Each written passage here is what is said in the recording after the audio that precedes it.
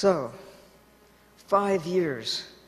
What were you doing 5 years ago? Do you remember?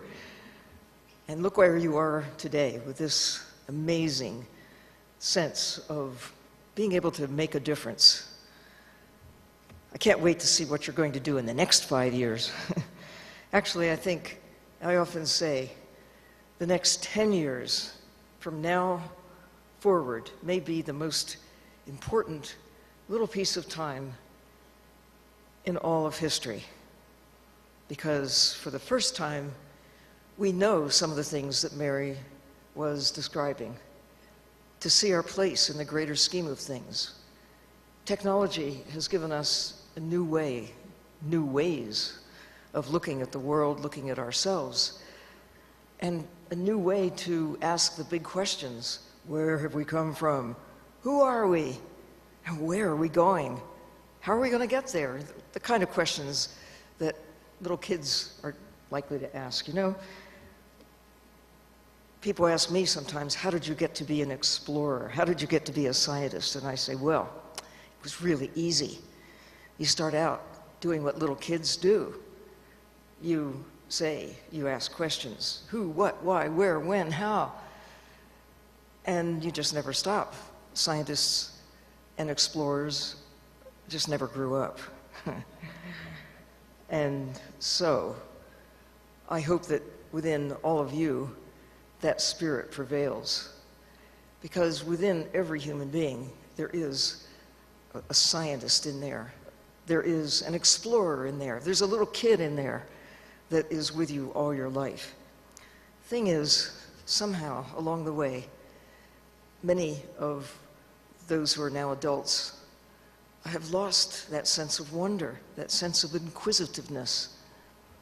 And part of it perhaps comes because increasingly our species is detached from the natural systems that give us life.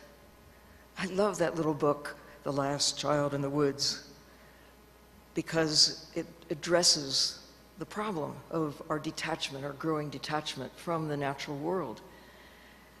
And maybe that's part of the problem we now face of not really understanding how important the natural world is to every breath we take, every drop of water we drink, our connection to the ocean.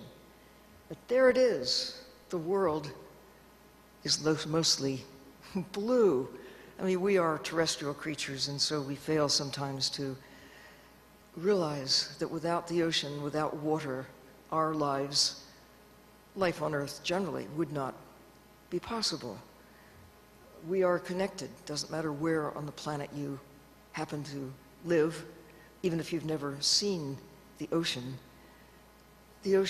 keeps all of us alive. In a way, we're all sea creatures, because just like the fish, the whales, the coral reefs, the kelp forests, we need the ocean. The ocean makes this little blue speck in the universe a hospitable place for life. In just my life, it's been possible to see a revolution in the way we look at the world. We now have the capacity to see things that my parents, my grandparents, all of those who preceded them, and all of those who preceded the 20th century, even the middle of the 20th century. When Rachel Carson wrote The Sea Around Us, published in the early 1950s, so much was not known about things we now take for granted. That, oh sure, everybody knows that picture, that view of Earth from space wasn't possible before 1969.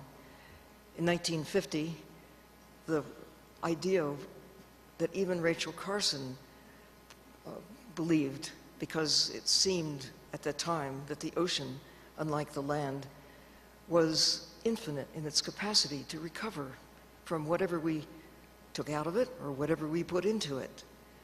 She said in The Sea Around Us, for example, that while humans have the capacity to ravage the land, our ability to affect the ocean was simply on a different scale. Now we know that that's not so, partly because just in half a century, we have increased our reach into the sea using technologies that were developed largely for wartime applications that make it possible to find our way into the ocean, to extract life from places that were heretofore inaccessible. Now we know what we did not know in the 1950s, the 60s, and through all preceding time prior to that, that we have the power to change the nature of nature, to change the way the world works. It seemed impossible going back to the time when I was a child. We didn't have Google Earth at that point. That was a breakthrough as far as I'm concerned, because now we can hold the world in our hands. Any little kid can, there on your cell phone, boom, pull up the world and turn it around and see how things connect. Something that is a gift in terms of helping us to understand our relationship with one another and with the natural world. I've had the joy of being able to see the world from the inside out. I mean, I love the idea of astronauts high in the sky. If you haven't longed to be an astronaut, then what's wrong with you? To be up in the sky, to look back on ourselves, I mean, every little kid wants to do that, even if you happen to be in your 40s or 50s or 60s or beyond. And the same should be true of diving into the ocean. My mother waited until she was 81. And once she took the plunge, she said, "I wish I'd started sooner. Why didn't you get me into the ocean?" I thought I'd tried, but I think I didn't try quite hard enough. She said, "Well, if you're 81, don't wait any longer. If you're not 81, well, get busy, go, jump in the ocean and see yourself with new eyes. This planet is blue. The ocean governs the way the world works. Shapes climate and weather, shapes planetary chemistry. It is the source, or rather life in the ocean provides the source of most of the oxygen in the atmosphere, perhaps as much as 70%. So with every breath you take, you are certainly connected to the sea. Astronauts know up there in the sky that they have to be concerned about their life support system. Those of us who've had the joy of living underwater in little underwater laboratories such as this, that our life support system is something we have to pay attention to, because underwater, as in space, you can't breathe what's out there. You step outside of a submarine, you can't breathe. Step outside of your spacecraft, you can't breathe. No matter what science fiction stories tell you, you can't go off to Mars or Jupiter or some distant place and just step out of your spacecraft and set up housekeeping. This planet, this place that we share, is a miracle. The fact that it exists at all, that we exist at all. Think about it. How did this happen? Here we are. And we take it all so much for granted. I've had the pleasure of being more than 1,000 feet underwater all by myself, looking out and seeing a world that was not empty, not like up in space where the closest or the most obvious living things are your fellow astronauts, or that little blue speck in the distance, that planet, that's where the nearest life is. Underwater, you're surrounded with it. Every spoonful of water is filled with life. I've had the fun of using little submersibles that are so easy to drive that even a scientist can do it. And so everybody should. I can't wait for Hertz Rent-A-Sub or, Net, whatever your favorite rental agency is, so that anybody can go for a spin on a Saturday afternoon, drive your little submarine into the depths and look around and see what's there. Here's a little Russian submarine, one of two, called Mir, which means peace. And peace is really the primary subject of what I want to talk about tonight. It's the need to make peace with the natural world. We are waging war on our life support system, the biodiversity of life on Earth, keeps us alive. But over the ages, we have done a really good job of consuming that which keeps us alive. The trees, the wildlife, in the ocean, the fish, also wildlife. Only now are we beginning to understand that there are limits to what we can do to the natural world and get away with it. Only now are we able to begin to see with new eyes the importance of taking care of nature. After all, nature takes care of us.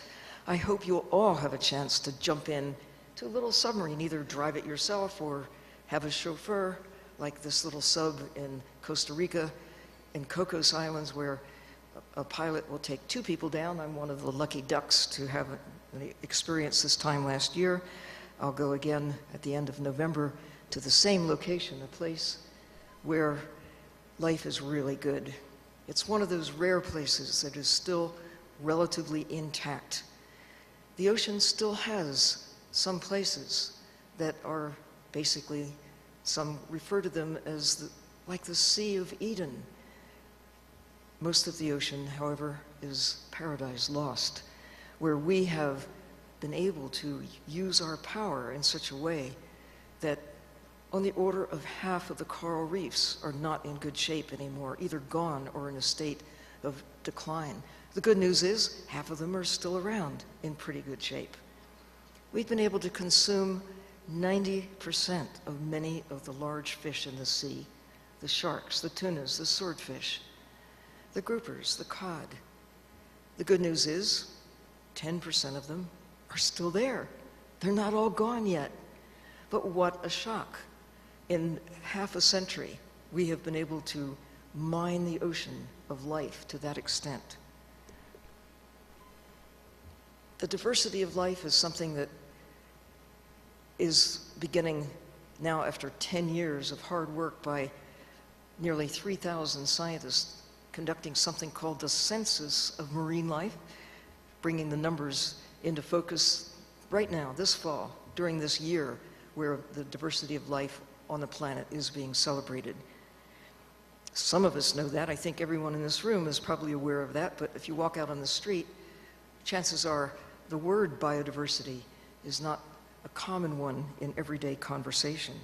But it should be, acknowledging that our lives depend on the existence of starfish, of sponges, of little crabs, of shrimp that we've never seen before the Census of Marine Life got out there and started looking. Thousands of new species have been discovered because we really began for the first time to seriously try to figure out who lives in the ocean, how many of what kind of creatures live where. And it's a project that really has just begun. On the planet right now, about 1.5 million species have been inventoried and named. That includes everything from bed bugs to swallows to whales to, whatever. All the things, including us. We're one of the whole spectrum of life, one species among all those others. But it's thought that the number may be closer to 10 million, 50 million perhaps. Some think even more, because after all, only 5% of the ocean has been seen. And even in rainforests and maybe in your backyard, in the soil, there's species that have yet to be discovered, let alone named or figured out in terms of what is their role in the machinery that makes the planet work. It all matters. Every speck of life has a place, but we are just at the point of being able to begin to figure out how it all comes together and what we're doing to it and how far can we go in our impact, in our bite out of the natural systems that keep us alive. We didn't worry about that 100 years ago or 50 years ago, but we're sure worried now. You are, I am, all of us should be, if we are to succeed as a species amid all the others. Especially the microbes. Microbes rule. They were there long before multicellular life came about, and they still dominate the world.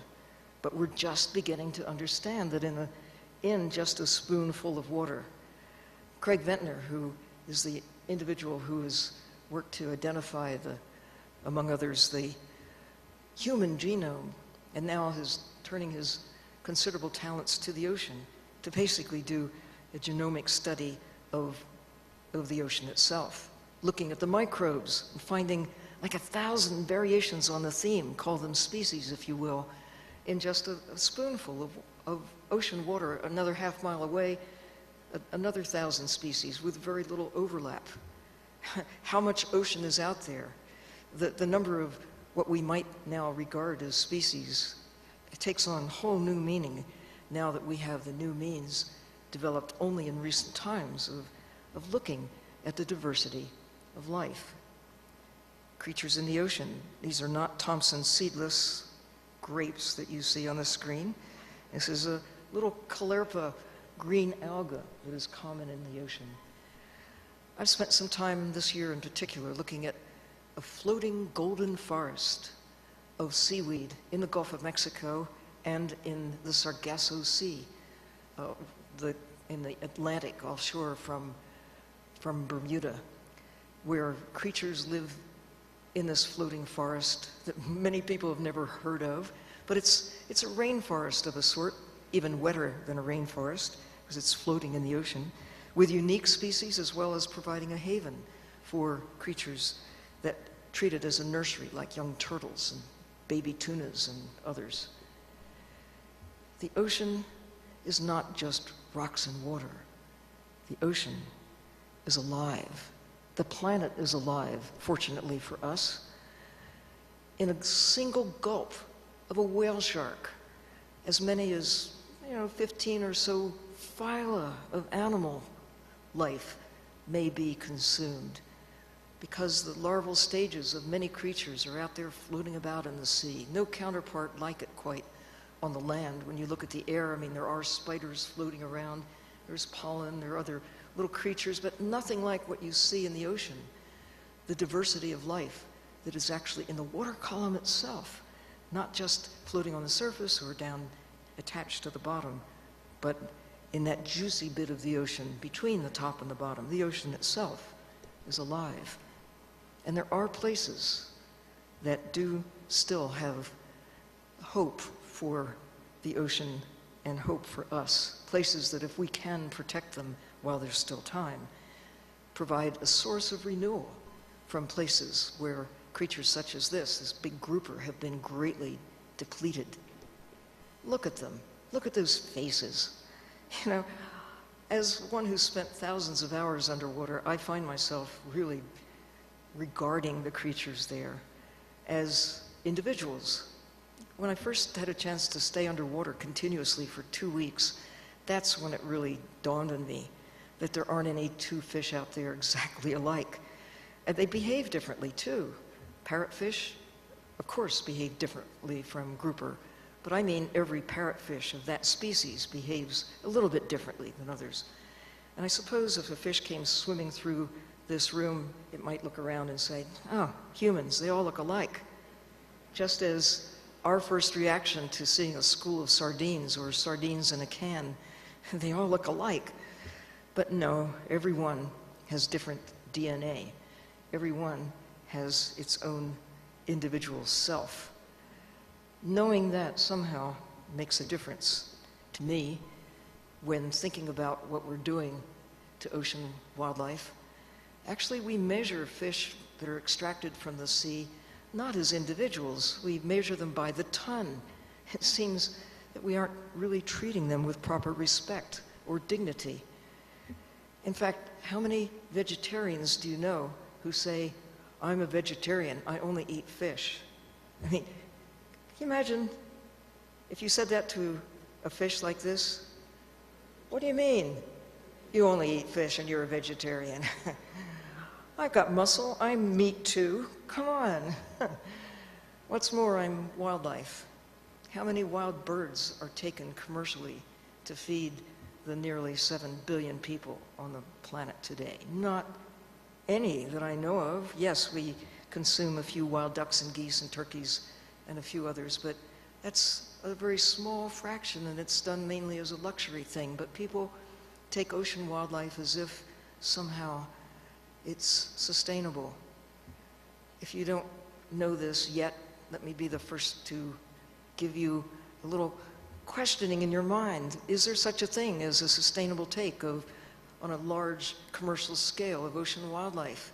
We tried it with whales, we tried it with cod, we've tried it with sharks. And sharks are now, from where they were in the middle of the 20th century to where they are today, to 10% of their numbers.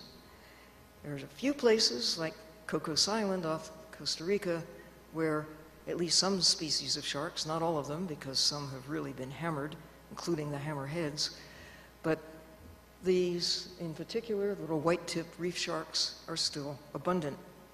And that's good news for the ecosystem because we need sharks to have a healthy ocean, just as we need wolves to keep the caribou healthy. Sharks. This is the biggest fish in the sea, a whale shark.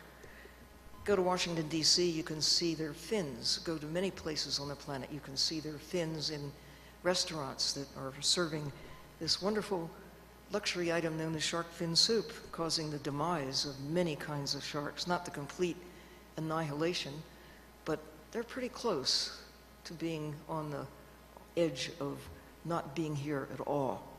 Some species that are particularly sought after for shark fin soup, a luxury taste that is spreading over the world. China in particular, but it's not just China. I guarantee there are restaurants in Denver that are serving shark fin soup this evening. Tuna. And you go to the grocery store, there are boxes that say tuna helper. What we need are boxes of tuna help. All of us need to be enlisted in the cause of taking care of tuna, trying to restore them. When I was the chief scientist at NOAA, a little piece of paper came across my desk saying that in the North Atlantic, bluefin tuna numbers were down 90% since 1970. This was in 1990. So today, what are the bluefin numbers like? No better, for sure, and yet we're still taking them for that luxury taste that we have for sushi, sashimi, and other ways of preparing bluefins. And other tunas as well are in serious trouble. But think about it. In all of their fishy history, millions of years, no contact with humans as predators. Then all of a sudden, mostly, well, you could start back 500 years ago. You could move it slowly forward until the middle of the 20th century, and then whoa, with our new technologies, our new means, our growing numbers, our capacity to take from the ocean just went into hyperdrive. And now, close to 100 million tons of carbon-based units that we call fish and lobsters and shrimp are being extracted from the sea every year.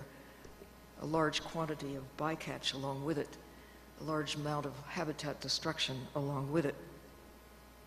The fish markets that have a cross-section of life in the sea, wild creatures with features that if only we could know such things as how do the eyes of deep sea fish operate so that they can gather these exquisitely small amounts of light that strike the ocean at 1,000 feet, 2,000 feet.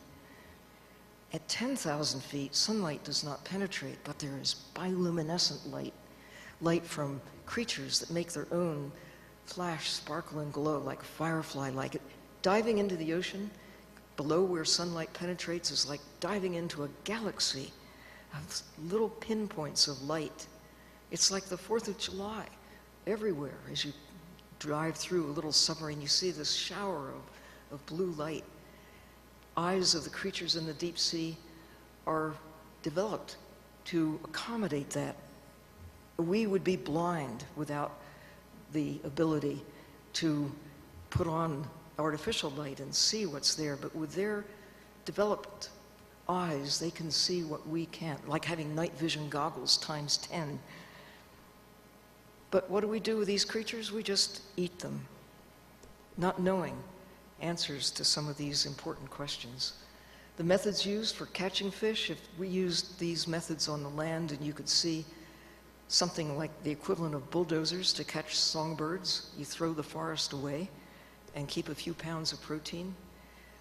These are trawls in action off the coast of China, but it's the same in the Gulf of Mexico, in the North Sea. Amazing. In New Zealand, where orange roughy, a little fish that you may have seen in the market, you may have seen in the restaurant, you may have seen on your very own plate. They may take 30 years to mature, maybe 100 or even 200 years old by the time they reach your plate. To gather them, corals that may be 20 feet tall, 2,000 years old, that live in the deep sea, 2,000, 3,000 feet down, are knocked over and simply part of the cost of doing business.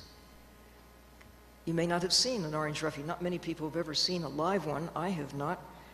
But when they're taken, especially during the time when they're gathered together to do what it takes to make more fish during the breeding times, it doesn't make much sense if you want to have fish in the future to take them while they're doing what it takes to make more fish. But it's so easy to catch them, it's just too tempting. And it's a recipe for disaster that's been followed around the world for species after species, and now with orange roughy as well. Wouldn't you like to know how to become like an orange roughy, to be 2 centuries old? Maybe there's some secrets there that we could learn too. They are, after all, fellow vertebrates, as are dolphins, still taken in some parts of the world for food, some parts of the world for sport. Mostly, we have come to treat our fellow mammals with greater dignity and respect than with our fellow vertebrates, the fish, or fellow forms of life, lobsters and shrimp and the like. In the Tokyo Fish Market, where I visited in August of this year, there it was, whale meat for sale. We have a different attitude. We have the capacity to have a different attitude. Our long ago ancestors were hunter-gatherers. They did not have as many choices as we have about what to eat. In fact, their numbers were relatively small, and they could consume the wildlife around them. Ed Wilson, Harvard biologist, remarks that over the last 10,000 years, we've somehow managed to eliminate from the land many of the large, the slow, and the tasty organisms that have, over the time, fed us, caused us to prosper as a species. In the ocean, we're taking, yes, the large, the slow, and the tasty, but also the small, the fast, like tunas. And they don't even have to taste good for us to gather them for cattle food, or chicken food, or fertilizer, or oil. So this is a moment in history for a different way of looking at nature. We could not feed ourselves with songbirds and little furry things anymore, and we can't feed ourselves with what we extract wild from the ocean either. We can take some, we can take a few things from the land, but the time has really come to evaluate how are we going to make it? How are we going to sustain ourselves, not by killing 80-year-old whales to feed 7 billion people, or to kill 200-year-old fish to feed 7 billion people, let alone 10 billion. There's some big questions, and there are some answers. We can look back in history. The Census of Marine Life did look back 500 years to see how abundant wildlife once was, to assess how abundant it is today, and to project what's the future going to be like if we keep on doing what we're doing. There are many ways to kill wildlife. On the highways, on the land, in the ocean, discarded fishing nets, discarded plastics of all sorts are deadly. The deadly contribution that we've made since the middle of the 20th century. I mean, I can say this. I come from the pre-Plasticozoic. I know we really can get by without plastic. I mean, I love it. I use it all the time. I've got plastic in my shoes and my computer. I love Ziploc bags. It's what we do with it. It's not plastic that is the fault. It's our fault It's our attitude that we have to change if we are to achieve this magic goal of sustainability. You know it, I know it. We have to make the rest of the world understand how we treat nature is really the answer to our success. We have to make peace with a natural world that keeps us alive. This is a good news story. This with a little turtle who was discovered and set free. This is another good news story. Volunteers in the summer go out to the Northwest Hawaiian Islands and work with the NOAA, National Oceanic and Atmospheric Administration, gathering these derelict nets and disposing of them properly. Maybe some of them will be in a fleece next to you someday. We now know what we didn't know when I was a child, that everything is connected, that the sands from Africa come across the currents in the sky with sand that dusts the snowbanks of Colorado, and some continues on around far into the Pacific. We now know that what we have generated in the 20th century, this supposedly cheap source of energy that is turning out to cost the Earth, cost maybe our very lives unless we shift gears quickly now that we know. The Earth from space looks like this now at night. This is a composite picture, of course, but it's new. In all of the 4.5 billion years of history, Earth has never looked like this before the latter part of the 20th century. Turning on the lights, it's partly our numbers, but it's also our capacity to burn through the ancient carbon deposits in a matter of decades. This summer should have been a wake-up call. I hope it was for all of you, certainly was for me. I worry, though, that these images will soon escape the thinking of people, and they'll get back to business as usual. But not if we keep reminding our pals, our fellow citizens, that the time truly has come to rethink our relationship with nature, to rethink our use of energy. We will rely on fossil fuels for the short term at least. We are dependent on that as a way to keep our society doing what it's doing. But it doesn't have to be that way. We can change, and it's our time. I tell kids who ask, sometimes really depressed about the state of the world, that really you should consider that this is maybe the most important time ever to be alive. The kids of today are maybe the luckiest kids ever to arrive on the planet, because for the first time we know that we have a capacity to deal with, that we know that we can overdo our extraction of wildlife from the land and from the sea. We've leveled forests, we've contaminated the waters of the world. But there's still time. It's not too late.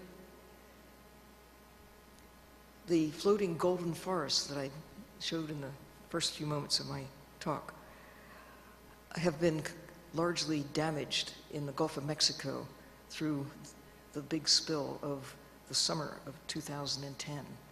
But some still remains and can recover, given a chance to give back to the Gulf and allow the natural systems to respond. Now we know, because now we can measure the effects that we're having on nature. This image of the melting ice in the Arctic could be mirrored with the melting ice in the Antarctic, the polar ice, a signal of how we have the capacity to change the nature of nature. Bad news, the warming trend that we have imposed on the world. Since the end of the last ice age, the planet has been warming, but we have pushed the fast forward button, basically, accelerating the changes that now, bad news for walruses, bad news for polar bears. Bad news for coral reefs this summer in particular, another one of those years when the phenomenon known as coral bleaching has been prevalent around the world, where healthy corals lose the companion algae in their tissues and look as though they've been doused with Clorox. Snowbanks appear underwater. Looks that way. Sometimes they recover, sometimes they don't, but it's not a healthy sign. Bad news as well for the small creatures in the sea, coccolithophorids and others that have a calcium carbonate shell. Of course, the coral reefs themselves, because excess carbon dioxide is not just driving global warming, sea level rise, but is causing the oceans to turn more and more acidic as carbon dioxide becomes carbonic acid when in excess, CO2 is in excess in the ocean. So, why should you care whether or not there are little coccolithophorids prospering in the ocean, or coral reefs, or any of these other things? Well, the question comes down to basic things like, do you like to breathe? Do you like to have water falling out of the sky? The system all connects. Change the chemistry of the ocean, you change the chemistry of the planet, you change the way the world works. Now it's working in our favor. It can continue to do so, perhaps, if we really go flat out to understand what we can get away with and what we must not. The great news is, as I have said, there's some places that remain in good shape, even in the deep sea, where coral reefs have been newly discovered in thousands of feet of water, growing in the dark. No companion algae there. They thrive in the absence of sunlight, but not in the absence of food. They have abundant food in the water around them. That part of the discovery that we're making, that the ocean is not an empty place when you get below where sunlight shines. There are still some polar bears out there. I think it's our job to make sure they stay on the planet through the future that we will share with them.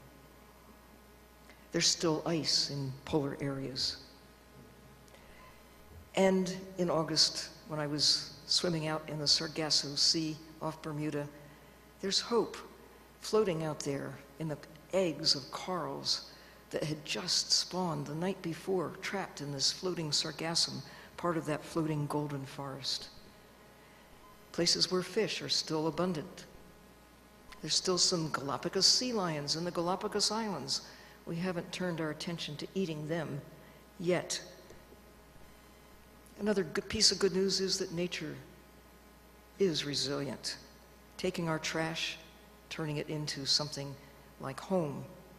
It's no excuse for throwing old tires in the ocean to make a home for a moray eel.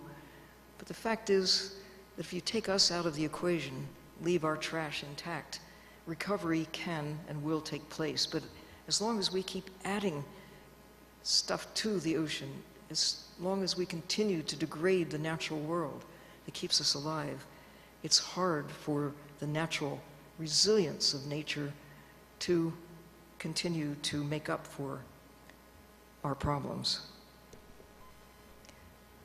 Other good news is that as human beings, we have the capacity to understand. Now, I think that the capacity to understand is there in other creatures too. Dogs, cats, horses. There's some pretty smart fish out there too, I'm here to tell you. And dolphins and whales, of course. Some of them have been around as long as I have on the planet. Some have been around longer and may realize that things have changed in the time that they've been around. But what sets us apart from them? They don't know why the world has changed. And they don't know what to do about it. We do know why, and we do know what to do about it. But there isn't much time.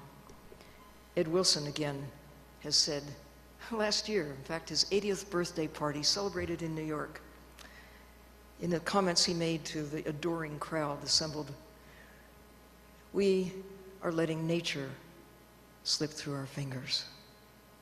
That's a sobering thought. But even more sobering is the thought that maybe nature is letting us slip through her fingers. Nature will go on one way or the other. Microbes rule. They have in the past, they can in the future. But like I think all of you, I want a world that works for us. I have 4 grandsons. Those are 2 of them. They're a powerful motivation for me to try to do everything possible to not have this happen. You probably can't read that, but on the left, all the oceans of the world are named, including the Dead Sea. On the right form, all of the seas are labeled the Dead Sea. Not a joke, either. Dead areas in the ocean, so-called dead zones, are increasing. There are now about 400 of them. What is the prescription for trying to reverse this? Of course, it's in our behavior. It's our ethic. It's our sense of caring. But it's also in our positive action. Let's do for the ocean what we've done for the land. Protect areas like parks, like reserves, places that are healthy still. Protect them while we can. Sources of renewal. Restore what we can. Protect what remains of the natural systems, the good rivers, lakes, and streams, the healthy forests, the healthy coral reefs.